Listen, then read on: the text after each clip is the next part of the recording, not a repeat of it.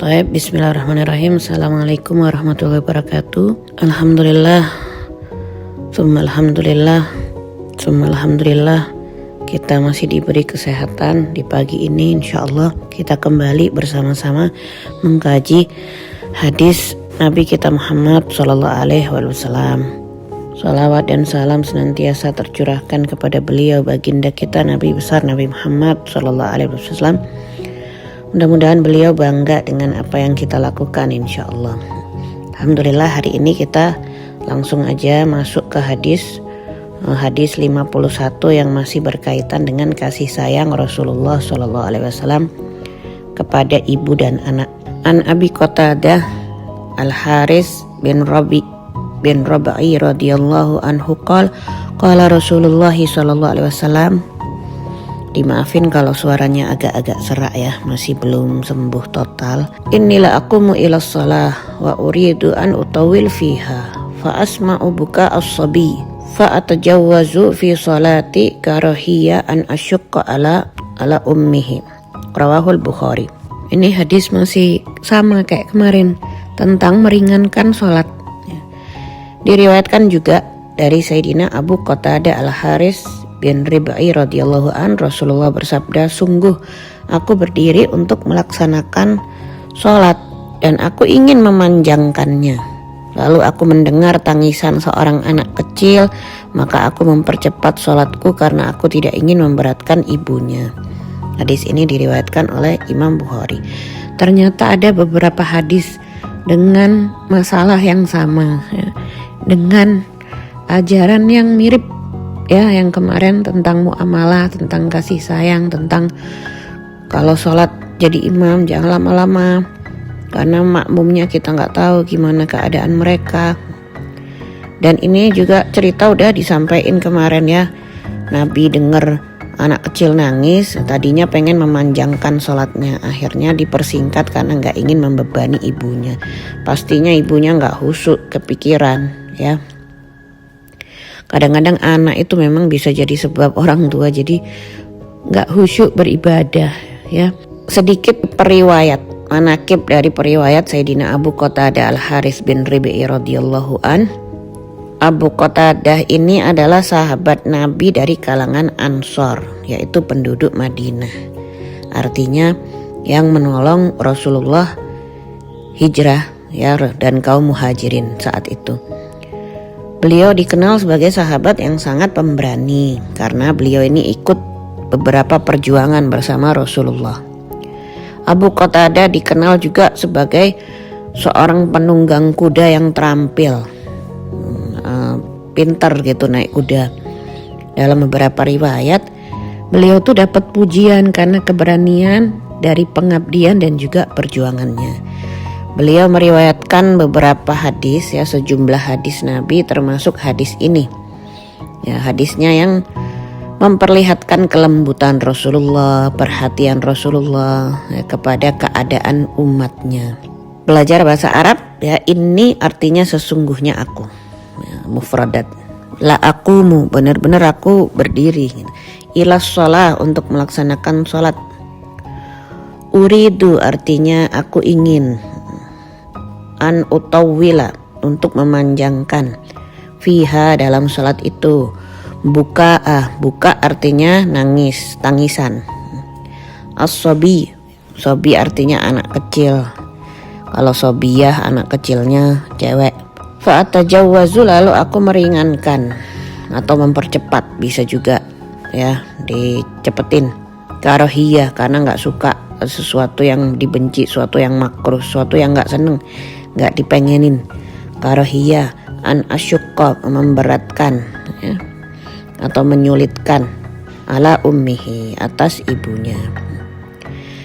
Hadis ini memperlihatkan kepada kita pada awalnya Nabi Muhammad itu ingin sholat panjang, ingin memanjangkan sholat ya, karena beliau sangat mencintai ibadah. Beliau menjadikan sholat itu sebagai roha ya, healingnya itu di sholat, istirahatnya itu di sholat. Subhanallah, Nabi Muhammad ya, Allahumma sholli wa sallim alaihi wa ala alihi. Healingnya beliau tuh di sholat. Nah, beliau senang sholat panjang, nggak terburu-buru kayak kita ya. sangat mencintai ibadah karena senang banget banyak bermunajat kepada Allah Subhanahu wa taala. Tapi karena mendengar tangisan seorang anak, beliau segera mempertimbangkan gimana keadaan ibu tersebut, gimana keadaan anaknya. Akhirnya beliau meringankan, mempercepat sholatnya bergegas ya.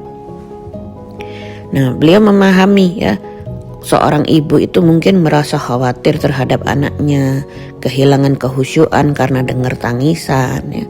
Berarti anak kalau nangis ada something, ada sesuatu ya. Ingin segera menenangkan anaknya, atau mungkin merasa berat kalau sholatnya berlangsung terlalu lama. Karena itu Nabi Muhammad meringankan sholat bukan karena beliau hilang khusyuk, tapi karena kasih sayang dan perhatian kepada jamaah, ya, kepada umat. Nah, hadis ini menunjukkan bahwa Rasulullah itu sangat lembut dan penuh kasih sayang. Seorang imam harus memperhatikan keadaan makmum. Banyak yang bisa kita pelajari kayak kemarin ya. Imam tidak hanya memikirkan keinginan dan kemampuan dirinya ya. Jadi meringankan sholat bukan berarti terburu-buru atau mengurangi rukun sholat, tidak. Meringankan berarti melaksanakan sholat dengan baik, tetap tumakninah, tapi yang tidak memberatkan jamaah. Jadi Islam itu mengajarkan balancing, keseimbangan antara kekhusyuan beribadah dan kepedulian terhadap orang lain. Asbabul wurud hadis ini ya, sebab munculnya hadis ini itu yang peristiwa yang dialami langsung oleh Rasulullah ketika beliau jadi imam sholat ya.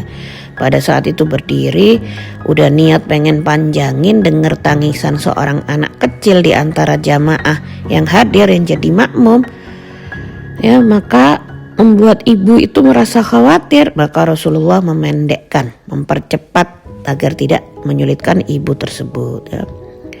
Makanya hadis ini turun ya. Ini juga contoh nyata dari hadis sebelumnya, idza shalla ahdukum linnas falyukhaffif ya. Kalau kamu sholat bersama orang-orang banyak jadi imam, maka ringankan ya. Hikmahnya juga sama, kasih sayang itu dapat hadir bahkan ketika kita beribadah ya. Ibadah yang baik tidak membuat kita kehilangan kepedulian terhadap orang lain. Percuma kalau ibadahnya bagus tapi sama orang gak bagus, masih ada syai' nagis, ada kurangnya di dalam diri kita ya. Seorang pemimpin apalagi harus memperhatikan keadaan orang yang dipimpinnya. Jangan mengukur kemampuan orang berdasarkan kemampuan diri sendiri. Memahami keadaan orang lain itu merupakan bagian dari akhlak yang mulia. Suatu hari ada seorang imam sedang ngimamin sholat jamaah. Di belakangnya terdapat seorang ibu yang membawa anak kecil. Kalian kalau pergi umroh tuh banyak banget ya, sholat sambil gendong anak, sholat sambil ngikat anaknya. Nah, ketika sholat anak itu mulai menangis. Nah, sang ibu berusaha menenangkan sambil tetap menjaga sholat. Tapi tangisan anaknya tambah keras, tantrum ya. Maka kemudian imam sholat tersebut ingat hadisnya Nabi Muhammad, fa asma'u buka ussabi fa atajawazu fi sholati karahiyah an asyukka ala ummihi. Maka kemudian dia tidak memperpanjang bacaan, menyelesaikan sholat tetap dengan tenang, tetap menjaga tumakninah, tetap menjaga kesempurnaan rukun. Setelah sholat sang ibu menghampirinya ya, kemudian berterima kasih kepada imam tersebut. Makasih, saya tadi khawatir anak saya semakin menangis, tapi saya juga ingin menyelesaikan sholat dengan baik ya. Imamnya menjawab, saya hanya berusaha mengikuti Rasulullah Shallallahu Alaihi Wasallam. Jadi imam tidak menganggap tangisan anak itu sebagai gangguan atau yang harus dimarahi, harus dikeluarkan, tidak ya. Memahami bahwa anak kecil memang memiliki kebutuhan ya, memahami ibu tersebut berusaha datang ke masjid untuk menjaga sholatnya. Nah, ini kepedulian kecil dari imam membuat si ibu ngerasa dihargai. Rasulullah SAW sedang berdiri menghadap Allah, tapi beliau tetap mendengar tangisan seorang anak dan memahami kegelisahan seorang ibu ya. Ibadah yang benar Tidak menjadikan hati kita keras, tapi membuat hati semakin peka terhadap keadaan orang lain. Intinya jangan mengukur kemampuan semua orang itu dengan kekuatan diri kita, jangan ya. Jadi imam itu gak hanya cuman berdiri di depan, tapi memahami orang-orang yang ada di belakang ya. Kasih sayang bukan untuk menambah sesuatu, tapi untuk meringankan orang lain. Ini hati yang dekat kepada Allah, berarti dia semakin lembut kepada makhluk-makhluknya. Teman-teman yang dicintai oleh Allah, hadis ini memperlihatkan keindahan akhlak Rasulullah. Kita sering berbicara Rasulullah begini, Rasulullah begitu. Ya, Rasulullah Masya Allah tabarakallah, sifat-sifatnya, akhlaknya, perihalnya semua luar biasa. Terus umatnya bagaimana? Kitanya bagaimana? Ya, Rasulullah untuk kita udah Masya Allah banyak banget yang beliau berikan kepada kita. Terus kita mau ngasih apa terhadap Nabi Muhammad ya? Mau ngirim paket gak bisa ya? Mau CO keranjang kuning gak bisa ya. Saatnya yang kita bahas tuh apa yang kita beri terhadap Rasulullah ya, karena kita selalu membahas apa yang Rasulullah ajarkan kepada kita, yang Rasulullah beri kepada kita ya, keindahan akhlak beliau. Ketika beliau berdiri dalam sholat, beliau sedang bermunajat kepada Allah ya. Beliau tidak kehilangan perhatian terhadap umatnya. Beliau mendengar tangisan seorang anak, beliau memahami kegelisahan seorang ibu. Sudahkah kita tuh begitu gitu, memahami kegelisahan seseorang? Beliau meringankan sholat agar ibu tersebut gak ngerasa berat. Itulah Rasulullah ya. Semakin dekat kepada Allah, semakin besar kasih sayang kepada manusia, terhadap manusia. Maka jangan sampai ibadah membuat kita merasa lebih baik dari orang lain. Ya, jangan sampai banyaknya ibadah membuat kita gak peduli terhadap kesulitan saudara. Seharusnya ibadah menjadikan hati semakin lembut, lisan semakin baik, dan rasa kepedulian itu semakin besar.